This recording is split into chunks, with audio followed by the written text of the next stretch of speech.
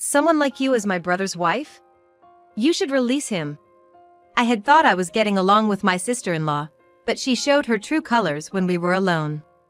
I was taken aback by her drastic change in attitude, but I realized that this must be her true nature. My name is Jennifer, I'm 30 years old. It's been 4 years since I married my husband, Michael, who's 2 years older than me. We met through work and initially lived just the two of us. However, after my father-in-law passed away 2 years ago, we started living with my mother-in-law. I suggested this because I thought it would be tough for her to live alone, and we lived too far away to come quickly if something happened. Besides, my mother-in-law had quite a fortune, both from her own assets and the inheritance from my father-in-law. So there was also the worry that she might fall victim to a scam. Michael was concerned as well, and since the commute from his mother's place was no issue, we decided to move in with her. Our relationship with my mother-in-law was already good, so I wasn't worried, but living together turned out to be even more comfortable than I'd expected. We had similar hobbies and got along even better than before since we both were indoor types who liked the same things. So we enjoyed our time at home together. Perhaps because of this, my mother-in-law seemed happier and laughed more often, which Michael was also pleased to see. After moving in, I began to do housework and also started a part-time job at a local children's facility. It was a part-time gig about 3 times a week, but being around those energetic kids seemed to uplift my spirits too. Since moving in, my days have been more fulfilling than ever. I think living together was the right choice, but there was one problem. My sister-in-law, Emily, who's the same age as me. Emily was already married and out of the house when I married Michael, so I only saw her about once a year. When it was just the two of us, she often made snide remarks. Before, when there were others around, her attitude towards me was polite, so until then, I had thought we could be friends. The first time Emily directed her malice at me, I was dumbfounded. Since then, I found her unpleasant, but since we rarely met, I didn't think much of it. However, now that we were living in the same house, we saw each other often. Emily didn't live nearby, but she had been coming over almost every weekend even before. She'd have lunch and sometimes stay for dinner. Although she had her own family, I couldn't help feeling it was presumptuous, but my mother-in-law, being wealthy, didn't seem to mind. And while Emily was mean to me, she didn't act that way in front of my mother-in-law or Michael. For them, she was still their adorable daughter and sister. Especially Michael and Emily, who shared a love for outdoor activities since childhood and got along very well due to similar interests. I couldn't bring myself to tell my mother-in-law and Michael that Emily disliked me. Hey, I'm back. Oh, Jennifer. Could you take care of my children for me? So, I ended up looking after her children while she spent time with Michael and my mother-in-law. Emily seemed to love her family, and perhaps because of my good relationship with them, she didn't take kindly to me, always finding chores for me to do. She never forgot to sneak in a mean comment in a whisper. I've got 2 children and parenting is tough. You should be grateful I'm giving you this chance to practice. Emily would come over almost without fail on weekends, knowing that at her parents' home. She could take a break from childcare and hand it off to me, acting as if she was doing me a favor. Her children were a bit chubby and rambunctious, and while I didn't mind looking after them, I was fed up with the constant snide remarks. I wanted to snap back, but I held my tongue in front of her children. Since Emily was always smiling on the surface, any retort from me could make me seem like the villain instead of her. So, I kept my replies safe and stayed quiet. To outsiders, Emily and I appeared to be chatting happily, leading my mother-in-law and Michael to comment on how well we got along, to which I could only respond with a vague smile. In this close-knit family, I couldn't just say, Emily has a bad personality. And because I never fought back, Emily became more emboldened to bully me. It's good that you can practice parenting now. Make sure you do it properly, okay? And you're not just leaving all the housework to mom, right? Since you're living together, you should do it perfectly. Especially after my mother-in-law, who seemed so happy to do crafts together, it felt all the more like she was snapping at me out of irritation. Sucking up to mom, you're such an old-fashioned woman. It seems my sister-in-law believes that I have a better relationship with her mother than she does. Maybe it's because our hobbies, as well as our personalities, are similar, but I feel calm when I'm with my mother-in-law. She feels the same way, and my sister-in-law doesn't like that we get along so well, so she complains to me. Every time we meet, she always has a snide comment for me, but I just let it slide without provoking her. It felt like a child's tantrum even though we're adults, so I never got down about her sarcastic remarks. Sometimes I do housework better and faster than she does, so her complaints often sound like sour grapes. Lately, however, the comments have started to focus on the fact that I don't have kids yet. From this point on, I couldn't brush off her snide remarks as easily. It's been about 3 years since you got married, right? Why no baby yet? My sister-in-law, with 2 children, would smirk as if her position was superior to mine because I had none. Children are gifts, they're not about timing. I was concerned about not having children, so I tried to act unaffected in front of her, but it was disheartening inside. I work part-time at a children's facility and am involved with kids a lot, but I still wish I could have my own soon. When she brings up children, I can't come back with a clever retort like I used to. She just smirks triumphantly at me. Now into the 4th year of marriage. I've been continuously bothered by my sister-in-law's comments about not being able to have a baby, so I decided to visit a doctor. Her words had made me anxious about possibly being infertile. I've been consulting with my husband more, and he's been reassuring me that there's no need to worry. I'd be happy if we had kids, but the most important thing is that you're with me. There's no need to rush. He also said, let's work on having children together. That made me feel like I had met a good man. My husband's support meant that, although I felt anxious because of my sister-in-law's mean comments, I didn't take it too seriously. We went to the hospital for tests, thinking it would be nice to get checked out, just to be sure. But we were in for a shock with the unexpected results. What? No way! I had to ask several times to make sure it wasn't a dream, but I almost burst into tears when I realized it was real. I was actually pregnant, about 2 months along. My menstrual cycle often fluctuates, so I just thought it was late this time, but I never imagined I was pregnant. I had thought that I might be infertile, so this news was incredibly welcome. I had no typical pregnancy symptoms, so the unexpected results surprised me, but my husband and I were delighted. I was more smiley than before we went to the doctor, and when we got home, I shared the news with my mother-in-law, and the 3 of us celebrated together. I stroked my still flat belly, conveying my happiness to the baby that was going to be born. With this news, all my previous anxieties vanished, and I eagerly awaited the birth of my baby. As for my sister-in-law's reaction, she continued her sarcasm when it was just the 2 of us.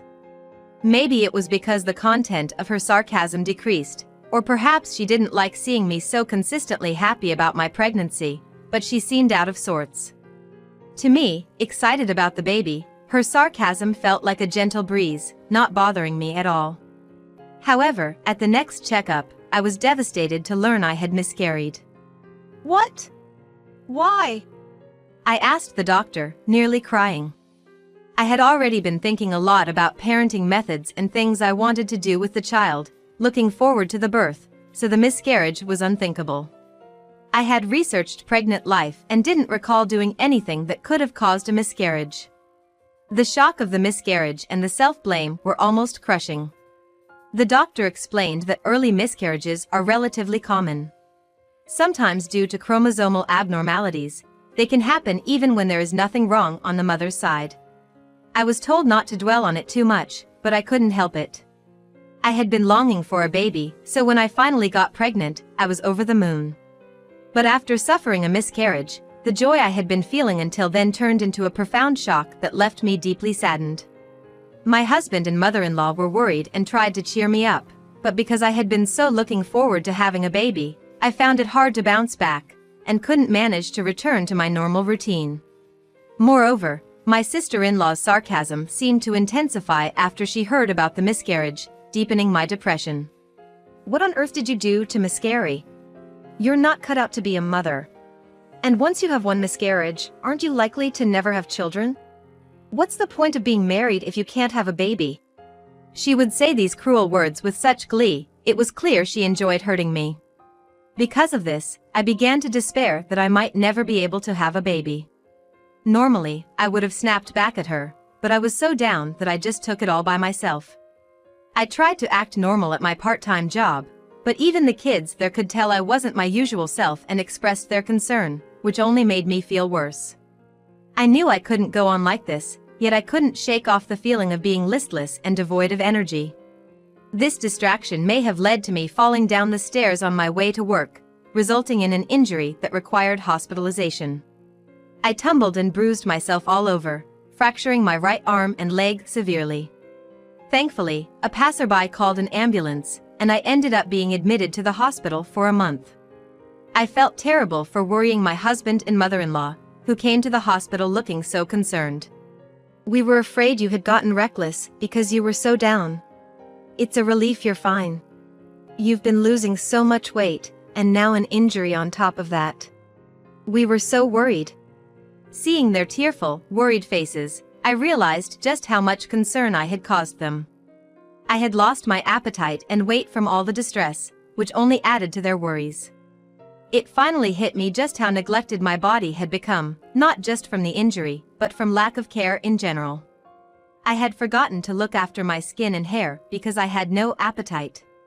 However, their words because of my injury made me decide to change my mindset.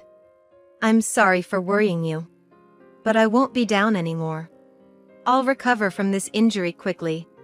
I declared with newfound energy in my voice. Saying it out loud seemed to boost my spirits even more. Though the injury was unfortunate, it helped me to finally start moving past the trauma of the miscarriage. I was fortunate to have a private room in the hospital, which allowed me to rest peacefully. Thanks to my mother-in-law who generously covered the extra cost for it. The facilities were quite comfortable, which made my stay much easier. The beautiful flowers brought by my husband and mother-in-law also brightened up the stark white room. Since my dominant arm was out of commission, they often visited to keep me company and brought things I could enjoy without using my right arm. I started practicing writing with my left hand, and although it was inconvenient due to my injury, I was able to spend my time comfortably. My co-workers from the part-time job also visited, and the children sent a card with their clumsy handwriting saying, "Get well soon," which warmed my heart. The thought of showing everyone a healthier me after getting out of the hospital filled me with vigor. However, the one thing that still caused me stress was when my sister-in-law visited alone. She would never say anything mean when others were around, but alone in the room with me, she could be quite nasty. With no way to escape in the private room, I felt trapped. It didn't feel right to call for a nurse for such matters. So I just had to endure her snide remarks until someone else came or she decided to leave. She would often come just to deliver her unpleasant comments, which made me wonder if she had too much free time on her hands. But once, when I pretended to be asleep, she left soon after arriving, so I began to fake sleep whenever she was expected to visit, which thankfully reduced the number of her nasty comments. Finally, the day came when I was set to be discharged.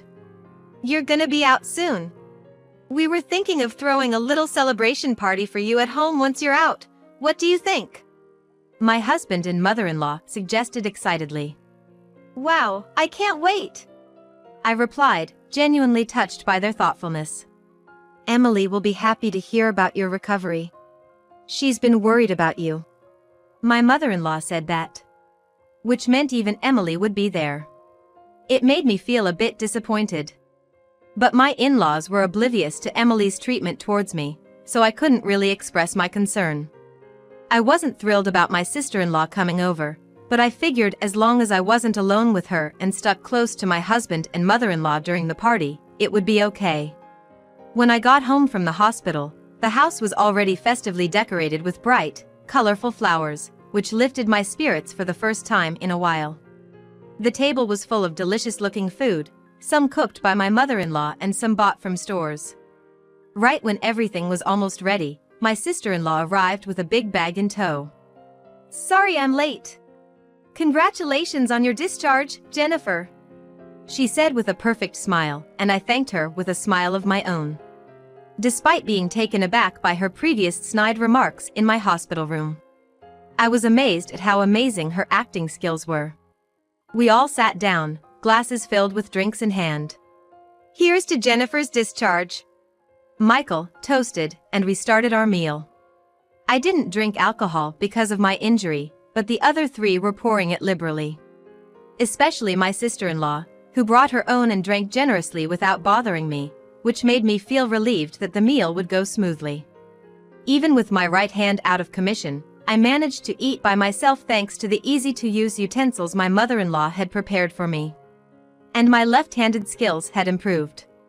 As the food started to dwindle and we were about to wrap up, my sister-in-law handed me a gift. "Oh, I almost forgot. This is for your discharge. Open it when you're alone." She gave it to me with a flushed, drunken face. "Thanks so much." She had a lot of baggage considering it was just alcohol, but I never expected that my sister-in-law would have the idea of celebrating my discharge from the hospital. I was surprised that she'd thought to give me a discharge gift, as it had not crossed my mind she would do something like that. "Wow, a discharge gift? That's sweet. Thanks," Michael said, sounding impressed and a bit tipsy. My mother-in-law smiled happily at what seemed like a caring and close-knit family scene. After that, my sister-in-law excused herself to use the bathroom before heading out. My mother-in-law and Michael told me to take it easy and sit while they started cleaning up. With my injury, I took their advice and sat on the couch, looking at the present she'd given me. It wasn't very heavy, wrapped in flower-patterned paper with an orange ribbon which was a cheery combination. However, I had my doubts. It was unusual for my sister-in-law to give me a gift. And her whispering, "Open it when you're alone," sounded downright suspicious. With her out of the room, I decided to open the present right away. Inside, I found items that were peculiar to receive as a present for my situation, which made me pause in confusion. "What is this?" I exclaimed, dropping the gift in shock. "What's wrong? What happened?" Michael and my mother-in-law rushed over, confused as they looked at the dropped present I was pointing at. "This." I didn't think I could explain it well, so I pointed to the present I had dropped. Then, they looked at it curiously and seemed just as confused as I was. Inside were baby items and craft supplies. Sure, I hadn't given up on the idea of having children one day, and I did enjoy crafting.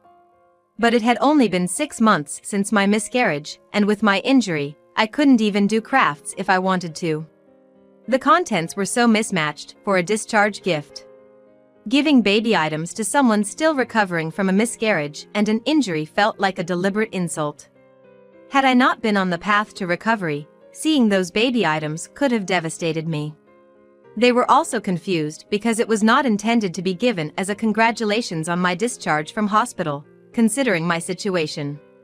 The perplexity turned to anger when we found a message card inside. It should have contained uplifting words, but instead, it was filled with malice from my sister-in-law. "A useless wife should just leave. Try having kids or doing crafts if you can." Huh? What? At first, they were both stunned into silence, perhaps because they had thought my sister-in-law and I got along well.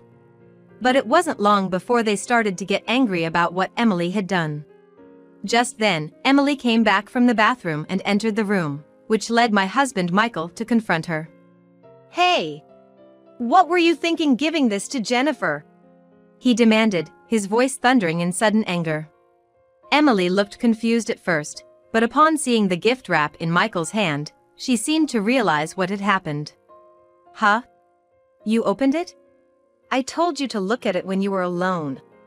However, whether it was because she was drunk or just didn't care, Emily didn't seem the least bit sorry and instead complained to me. Michael's anger only grew at her attitude. "How could you give such a thing? What were you thinking?" But Emily, undeterred and as if it was the most natural thing to say, retorted. "Well, it's pointless to have a wife who can't have kids, who's hurt and lost her worth, who can't do anything right. You should just divorce her and marry someone better." Despite Michael's intense shouting, Emily remained calm and continued to insult me. She even went as far as to tell Michael, I can introduce you to someone nice." Delighted with her own suggestion, Emily started laughing out loud. Michael, red-faced and fists clenched, seemed too furious to speak. In the midst of this, we heard my mother-in-law Jennifer's sigh. Then my mother-in-law, who appeared to have calmed down, said softly, almost to herself, "I'm going to cut ties with you." At the word cut ties, Emily looked at me triumphantly, mistaking my mother-in-law's intent as agreement with her. "That's right. We don't need someone like her in the family," she said and started laughing again, but she froze at my mother-in-law's next words. "I'm cutting ties with you, Emily." "What?" Emily's confusion was evident, and suddenly she seemed to sober up and began to panic. "Why? We're family, right? If anyone should be cut ties, it should be Jennifer, not me," Emily protested, unable to accept the idea of being disowned, but my mother-in-law continued firmly. "Someone who cannot think of others' feelings, who hurls such malice, is not our family. Don't bother me again because I won't be buying any of your husband's products anymore. That'll hurt us. Your buying affects my husband's sales." Emily's husband was in sales, and thanks to Jennifer often obliging Emily's requests, she regularly purchased the products he sold, which were not commonly bought due to their high price. Emily cried and pleaded as stopping these purchases would impact her husband's performance. "Stop it! We're family. Think of my children, they'll suffer too. You're no sister or family of mine anymore. Don't show up in front of me again." In his rage at Emily's insults towards me, Michael dragged her out, along with her belongings, and locked her out of the house. They ignored her knocks and pleas to be let back in. She lingered outside for a while but eventually left, presumably going back to her own place. Later on, Jennifer informed Emily's husband that she would no longer purchase his products, explaining the recent events. This led to Emily being reprimanded severely. She had been a homemaker receiving an allowance from her husband, which now seemed to have been cut off. The lack of spending money and the stern treatment from her husband seemed to have left her distressed, causing her to act out, making her increasingly unwelcome among her own parents and family. It's obvious that being mean or harassing others will get you disliked. I no longer meet with Emily, but I hope she takes this opportunity to reflect and change. Afterwards, Emily persistently tried to contact Michael and Jennifer, but they soon blocked her calls. They even went as far as to cut ties with her. Michael and my mother-in-law also apologized to me for not realizing sooner how Emily had been treating me. In turn, I apologized for not confiding in them about it. Once Emily was out of the picture, I stopped being harassed and, free from stress, my injuries healed, and I was able to return to work cheerfully. The children were delighted with my return, and that made me happy. 2 years later, I finally had my baby I had longed for, and I was moved to tears. While I'll never forget my first baby, I'm determined to cherish and care for my baby.